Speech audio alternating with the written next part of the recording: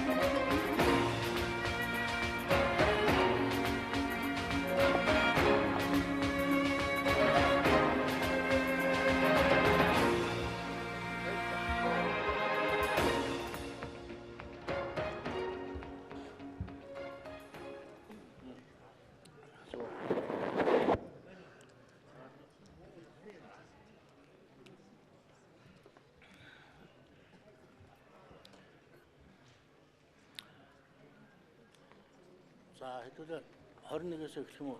Одоо ариун болд хөтлөө явсан.